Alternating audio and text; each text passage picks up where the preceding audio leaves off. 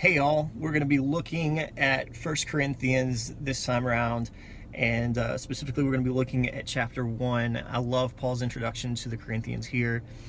It's one of my favorite chapters, probably my favorite chapter in First Corinthians. So we're going to look at what he has to say about unity, disunity, power and weakness, and foolishness versus wisdom. All of those things are themes in this first chapter of First Corinthians. So we're going to go ahead and dive in and see what we can glean from Paul and how we can apply that to our lives. So I really want to hone in on chapter 1 verse 10. And Paul is saying that I appeal or I am strongly requesting of you to agree. And I believe that that is so powerful for us even today. There's so many things that we don't agree on, not just as a nation, but even as Christians. And we are so divided as people, and again, even as believers, we're divided on so many different things, whether it's political or social or whatever the case is. It seems like we're divided on anything and everything. There doesn't seem to be any two people that agree. I know that's not completely true, but sometimes it just seems that way. And Paul is trying to bring us back to the thing that matters most.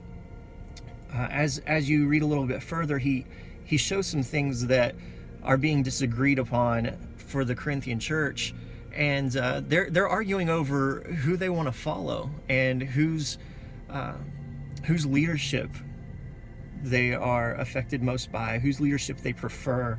And it just feels very familiar for us as a country right now. He talks about how some are saying that I follow Paul because Paul baptized us. We have the relationship with Paul, or some are saying that we follow Apollos because he's the one that baptized us, or maybe we just prefer his teaching because he's such an eloquent speaker, and his rhetorical style, we love that. Others are saying, well, we follow Peter. He walked with Christ. Like he was an apostle, and he saw Jesus while he was on this earth, while he was fulfilling his ministry, and when he died and when he resurrected. Like, Peter's the real deal, and just something special about that. And then there are others that were claiming with a sense of pride and arrogance, well, we're going to follow Jesus. And it wasn't in this sincere way. It wasn't in this humble, come on, guys, we need to be following Jesus and his teachings. It's all about him. It was more of, well, we're better than all of you. That was the attitude that they had. And Paul was saying, look, we don't need to be arguing about that kind of stuff.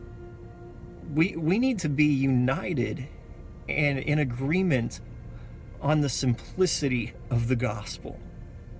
If we can agree on that, as long as we can agree on that, all this other stuff really shouldn't matter, at least not as much. It shouldn't derail us. It shouldn't divide us. And so Paul is trying to bring us back to that mentality, and that's my challenge really for us, is that we would be united in getting back to the root of the gospel, getting back to the root of what really matters, and that is the cross and Christ crucified. The thing about that is that people are going to reject that. I mean, it's still foolishness to people today. People don't understand it. If you come with power, you should exert that power, right? I mean, Jesus is God in the flesh. And yet, instead of overthrowing Rome or establishing his physical kingdom, he ended up dying on a cross. It just seems foolish. It seems weak. And that already divides us from the rest of the world. The last thing that we need is to be divided amongst one another. What we have to really understand is this. We have to understand that the wisdom that we do possess, the power that we do possess, it comes from God, not us. The power that others possess, even if it's on our behalf, it's not because of us. It's because of Christ. It's because of his willingness to sacrifice himself on the cross. So we have to get past our own understanding. We have to get past our own wisdom or our own arrogance or our own preferences. And we have to get back to the root of where our power comes from, where our wisdom comes from, because it's a confounding wisdom. It's an incredible, completely radical power. It's the power of God.